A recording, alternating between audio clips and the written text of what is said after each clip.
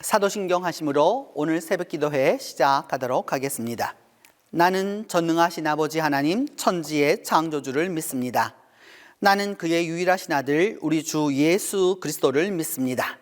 그는 성령으로 잉태되어 동정녀 마리아에게서 나시고 본디오 빌라도에게 고난을 받아 십자가에 못 박혀 죽으시고 장사된 지 사흘 만에 죽은 자 가운데서 다시 살아나셨으며 하늘에 오르시어 전능하신 아버지 하나님 우편에 앉아 계시다가 거기로부터 살아있는 자와 죽은 자를 심판하러 오십니다. 나는 성령을 믿으며 거룩한 공교회와 성도의 교제와 죄를 용서받는 것과 몸의 부활과 영생을 믿습니다.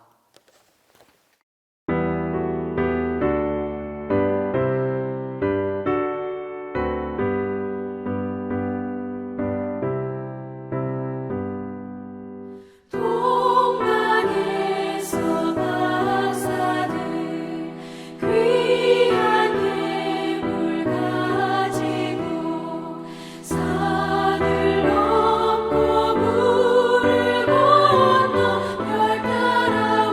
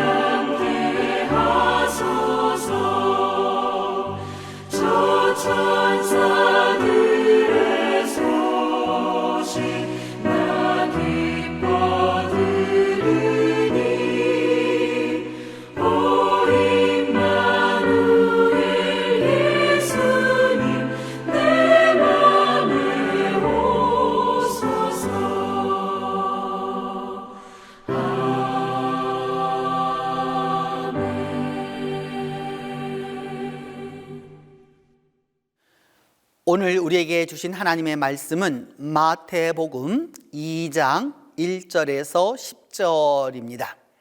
신약성경 마태복음 2장 1절에서 10절입니다. 헤롯 왕 때에 예수께서 유대 베들레헴에 나심에 동방으로부터 박사들이 예루살렘에 이르러 말하되 유대인의 왕으로 나시니가 어디 계시냐? 우리가 동방에서 그의 별을 보고 그에게 경배하러 왔노라 하니 헤롯 왕과 온 예루살렘이 듣고 소동한지라. 왕이 모든 대제사장과 백성의 서기관들을 모아 그리스도가 어디서 나겠느냐 물으니 이르되 유대 베들레헴이오니 이는 선지자로 이렇게 기록된 바 또 유대 땅 베들레헴아 너는 유대 고을 중에서 가장 작지 아니하도다. 내게서 한 다스리는 자가 나와서 내 백성 이스라엘의 목자가 되리라 하였음이니이다. 이에 헤롯이 가만히 박사들을 불러 별이 나타난 때를 자세히 묻고 베들레헴으로 보내며 이르되 가서 아기에 대하여 자세히 알아보고 찾거든 내게 고하여 나도 가서 그에게 경배하게 하라.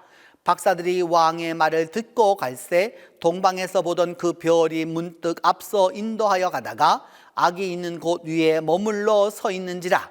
그들이 별을 보고 매우 크게 기뻐하더라.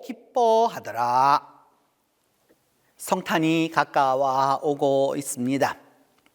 이제 며칠 후면 성탄절이 되는데 그 성탄절의 네 번째 주간, 사랑의 주간, 그 화요일에 주신 말씀은 동방박사 이야기입니다.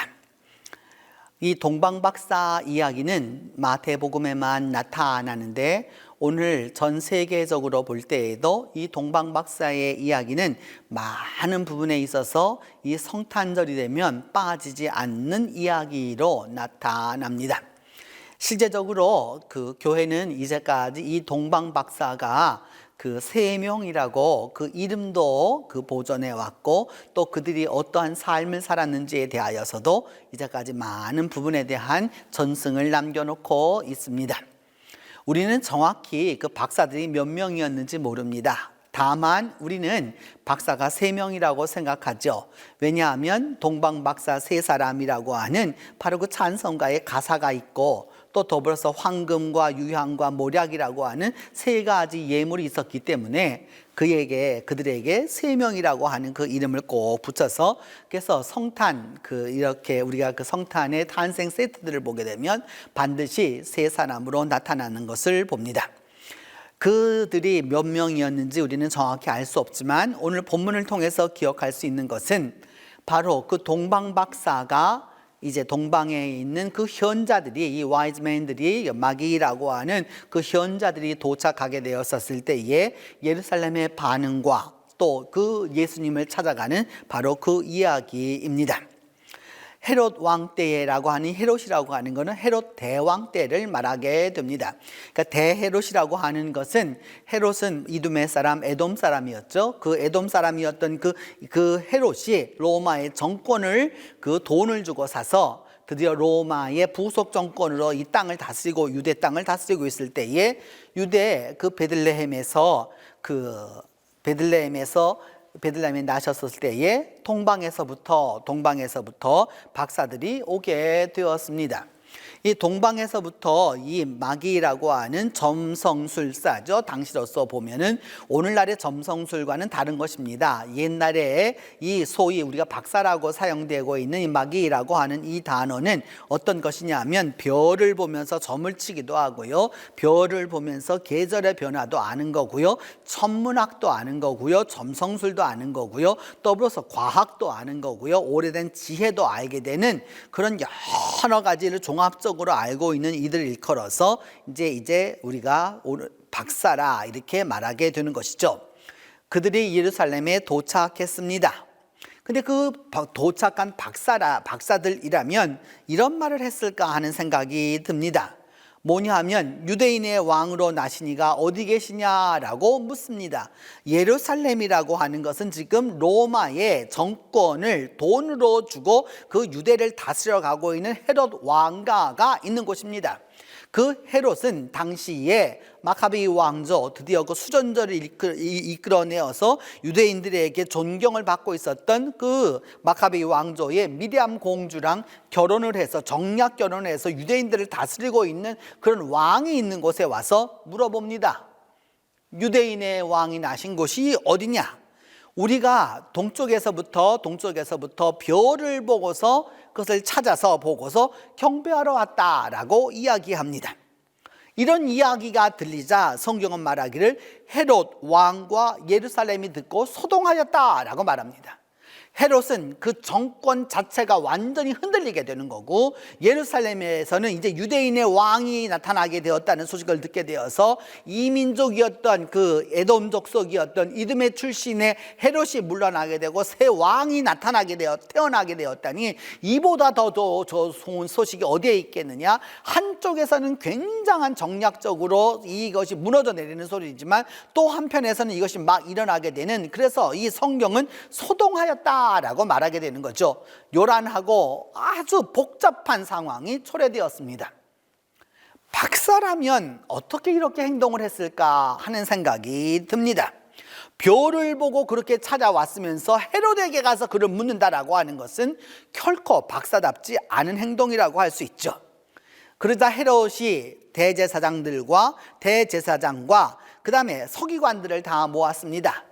당시에는 대제사장이 한 명이 아니었습니다. 2년을 주기로 돌아가서 이렇게 뽑도록 만들어 두었던 것이죠. 로마의 이민족, 소위 이민족을 다스려가는 정책 때문이었습니다. 성경대로 하면 대제사장은 한 명이어야 합니다. 그런데 그 대제사장을 여러 명을 갖다 뽑게 함으로써 결국 사람들이 하나로 합치지 못하게 하는 그런 정책을 썼던 것이죠. 또 서기관들을 다 모아서 말하기를 그리스도가 어디에서 나겠느냐라고 묻습니다. 곧 유대인의 왕이 어디에서 나겠느냐, 구원자가 어디에서 나겠느냐라고 물어보자 그들이 답변이 유대 베들레헴이다 라고 딱 이야기해 줍니다. 장소를 아주 정확하게 지명해 줍니다. 그래서 왜 거기냐라고 말하니까 선지자의 기록이 있다 그러면서 미가에 나타나는 말씀을 그들을 그대로 이야기합니다. 유대 땅 베들레헴아, 너는 유대 고을 중에서 작지 아니하다. 내게서 다스리는 한 다스리는 자가 나와서 내 백성 이스라엘의 목자가 되리라 하였기 때문입니다 라고 그 근거를 대어줍니다. 그래서 결국 이 왕이 어디서 날 것이냐, 유대 베들레헴에서 날 것이다 라고 하는 그것을 이제 알려줍니다. 그러자 만약에 여러분 헤롯이 이 일을 믿었다면 이 다음 구절이 이루어지지 않았을 것입니다. 다음 구절은 말합니다. 헤롯이 가만히 박사들을 조용히 불렀다라고 하는 것이죠. 사람들에게 알려지지 않게 은밀하게 불러서 말하기를 별이 언제부터 나타났느냐라고 물어봅니다. 여러분 동방 박사들만 그 별을 본 게 아니죠. 이쪽에서 별이라고 하는 것은 한두 사람만 보고 다른 사람에게 안 보이는 게 아니지 않습니까? 그 유대에도 분명히 그런 것이 연구하는 학자들이 있었을 테인데 그것을 물어봅니다. 별이 언제 나타났느냐라고 말하면서, 그래서 그 별이 나타나 묻고 베들레헴으로 가라 이렇게 말하면서 가서 아기에 대하여 자세히 알아보고 나서 만약에 찾으면 나에게도 알려주어서 나도 가서 그에게 그 경배하도록 하라라고 이렇게 말해줍니다. 헤롯을 일컬어서 여우라고 말했던 그 예수님의 말씀이 생각이 납니다. 그 정치가의 모습인 것이죠.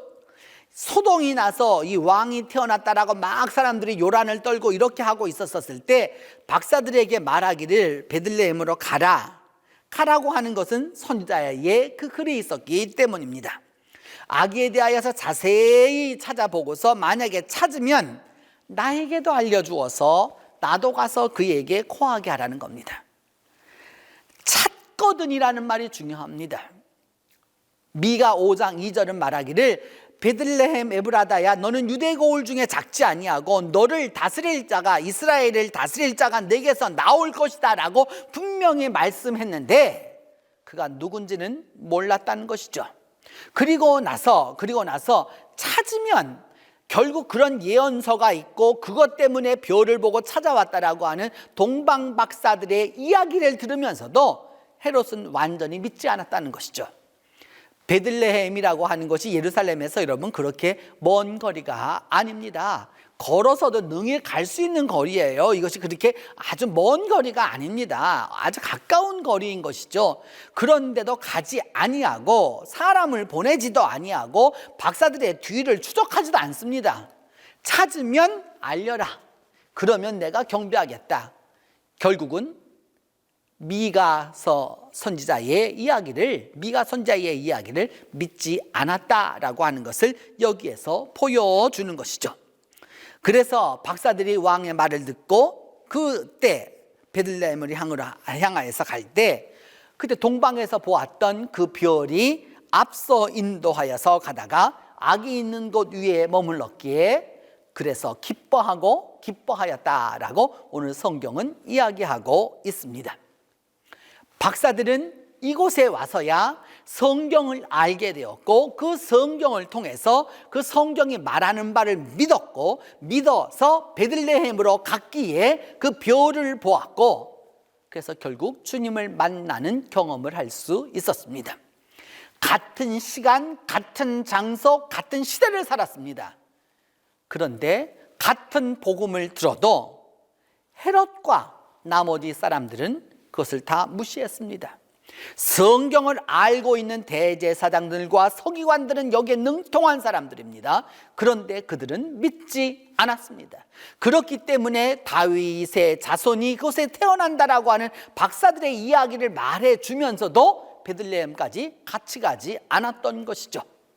말씀이 주어졌습니다. 하나님의 말씀을 알고 있습니다. 하나님의 말씀을 연구합니다. 그래서 메시아가 올 것조차도 알고 있습니다. 그래서 이제 그가 어디에 나셨느냐라고 물어보는 그 박사들을 향하여서 그들은 관심하지 않습니다. 신앙인의 이중성이라고 할 수 있는 것이죠. 성탄이 되면 많은 사람들이 기뻐합니다. 즐거워합니다. 크리스마스 파티를 엽니다. 그리고 많은 사람들이 즐거워합니다. 그 즐거움의 대상이 누구입니까? 정말 그 즐거움의 대상이 누구입니까? 무엇 때문에 파티를 하고 무엇 때문에 즐거워하고 무엇 때문에 기뻐하는 것입니까? 예수가 있습니까? 2021년 이 대림절을 지나면서 여러분 올해도 이 성탄을 맞이하면서 예수 그리스도에게 정말 중심하고 있습니까? 아니면 예수라는 이름을 통하여 예수라고 하는 그 근거를 통해서 나 자신의 즐거움을, 우리의 즐거움을 그래서 크리스마스 파티를 하는 것은 아닙니까? 하나님의 음성을 들으면서도 막상 그에게 가서 뵙지 못하는 어리석음을 범하고 있는 것은 아닙니까?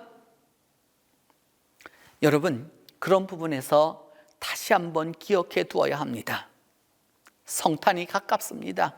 동방박사의 이야기가 들려옵니다. 유대인의 왕이 나신 곳이 어디냐? 라고 묻습니다. 유대 베들레헴이다 라고 성경은 말합니다. 유대 베들레헴이라고 성경에 나타나 있다라고 이야기가 들려집니다. 그래서 그들은 갑니다. 그러나 헤롯은 가지 않았습니다. 오늘도 예수 그리스도가 탄생한 곳이 유대 베들레헴이라고 믿고 그것을 따라가는 그 사람이 진정으로 기뻐함을 얻을 수 있는 것이죠. 하나님이 인간이 되어서 내려오는 그 엄청난 사랑의 역사를 경험할 수 있는 것은 바로 여기에 있습니다. 그들이 별을 보고 크게 기뻐하더라. 수많은 사람들이 예루살렘에서 베들레헴에서 볼 수 있는 별을 예루살렘에서 볼 수 없습니다. 다 볼 수 있습니다. 박사들만 기뻐했던 것이죠. 왜? 유대인의 왕으로 나신 분을 배울 수 있었기 때문입니다. 성도 여러분, 오늘 하루를 지나면서 또 이 성탄이 가까워 있는 이 주간을 지나면서 주께서 우리와 함께 하시기 위하여 유다 베들레헴에 태어나신다라고 하는 이 성경의 약속을 믿고, 그리고 베들레헴을 향하여 가는 그 박사들과 함께 갈 때, 그들과 함께 갈 때 동방에서부터 인도해 주던 그 별이 우리 인생의 길을, 우리 삶의 길을 인도해 주실 것입니다. 기도하겠습니다. 사랑의 하나님, 2000년 전 동방의 박사들에게 별을 보고 주님을 찾아 떠나게 하였던 것처럼, 그래서 예루살렘에 도착해서 그 소식을 전하며 유대인의 왕으로 나신 곳을 찾고자 했던 그 동방의 박사들처럼 오늘 저희들이 성탄을 앞에 두고 있습니다.